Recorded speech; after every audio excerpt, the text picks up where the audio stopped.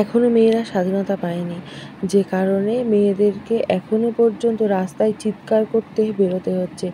দেখো, রাস্তাঘাটে কেউ নেই, একটা মানুষও নেই, সবাই ঘুমিয়ে পড়েছে, তবুও আমরা যাচ্ছি কোথায়? আমরা যাচ্ছি চিৎকার করে স্বাধীনতা অর্জনের জন্য। আমাদের মেয়েদের প্রতি যে অন্যায়টা হয়েছে সেই অন্যায়ের প্রতিবাদের জন্য। এখানে সবাই স্বাধীনতার জন্য অপেক্ষা করছে, কখন সকাল আসবে আর কখন তারা সেলিব্রেশন করবে। কিন্তু ডাক্তার মৌমিতা দেবনাথ, সেও তো ভারত মায়ের সন্তান, সে কেন সেলিব্রেশন করতে পারবে না? তার কী অপরাধ ছিল? ভগবান কেন তার জীবনটা এইভাবে তৈরি করেছে? কেন তাকে এইভাবে অমানুষের সামনে পড়তে হয়েছিল? কী অপরাধ ছিল তার? ভারত স্বাধীনতা পেয়েছে আজকে ৭৮ বছর, কিন্তু মেয়েদের কি কোনো সুরক্ষা আছে? কাকে বলতে যাব এই কথা? যাকেই বলতে যাব তার মুখে একটাই কথা, কেন এইরকম তো অলিতে গলিতে বহু হয়, এটা তো সামান্য রেপ হয়েছে, এটা নিয়ে অত বেশি মাতামাতি করার কি আছে? এটা কি সামান্য রেপ? এই যে একটা অমানবিক ঘটনা ঘটে গেল, এটা কদিনের জন্য? কদিন মানুষ মনে রাখবে? কটা প্রতিবাদ হবে এটা নিয়ে? আর এটা নিয়ে বিচারটা কি সঠিকভাবে হবে?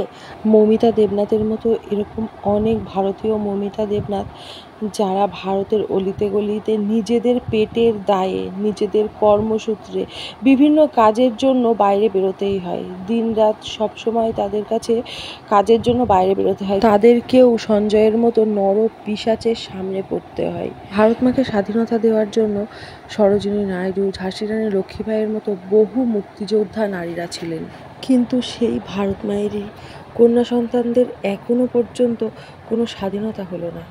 এই পুরুষতান্ত্রিক সমাজ তাদের দিকে এখনও পর্যন্ত ভুরু কুঁচকে তাকায়। মৌমিতা দেবনাথ হত্যাকাণ্ডের বিচারের জন্য সারা ভারত যখন রাস্তায় নেমেছে, তখন আমরাও রাস্তায় বেরিয়েছিলাম। নৃশংসভাবে হত্যা করেছে তাকে। সে তো জানতও না তার জীবনে সেদিনটা কী হতে চলেছে। দশভূজা আসার আর হাতে গুনে মাত্র কিছুদিন বাকি আছে।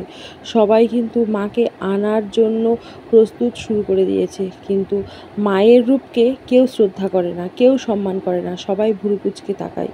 সবাই মায়ের পোশাক, মায়ের আচার আচরণ, সমস্ত কিছুর দিকেই আঙুল তোলে। কেন এই সমাজ কেন এমন? এই সমাজটাই একদম অন্যরকম।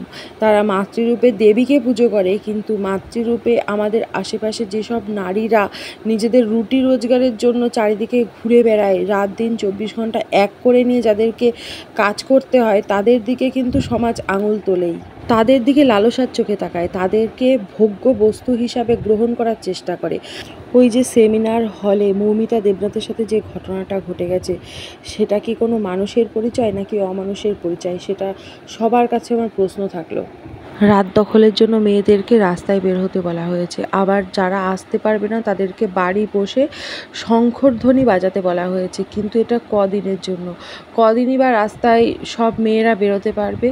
শুধুমাত্র রাত্রে কেন, দিনের বেলাতেও মেয়েরা সেফ না। বাসে, ট্রেনে, অটোতে, টোটোতে রাস্তায় বেরোতে গেলেই মেয়েদেরকে সমস্যার সম্মুখীন হতে হয়, কিন্তু প্রতিবাদ করতে গেলে কজনই বা শোনে, কজনই বা সেটা নিয়ে প্রতিবাদ তৈরি করে? সবাই কিন্তু বলে মেয়েদের পোশাক নিয়ে কথা, মেয়েদের চলাফেরা নিয়ে কথা, কিন্তু কেউ যারা তাদের দিকে পশুর মতো ভোগ্য বস্তু হিসাবে গ্রহণ করতে চায়, তাদের দিকে কিন্তু কেউ আঙুল তোলে না, তাদেরকে কেউ শুধরানোর চেষ্টা করে না। এটাই আমাদের সমাজ। আমরা স্বাধীন ভারতে বসবাস করি, এমন স্বাধীন ভারতে আমরা বসবাস করি যেখানে একটা পাগলিরও ছাড় নেই, যেখানে দিন রাত ২৪ ঘন্টা কোনো সময়তেই একটা মহিলাদের কোনো নিস্তার নেই। স্বাধীনতার ৭৮ বছর পরেও আমাদেরকে রাস্তায় বেরিয়ে বলতে হচ্ছে, we want freedom, we want justice.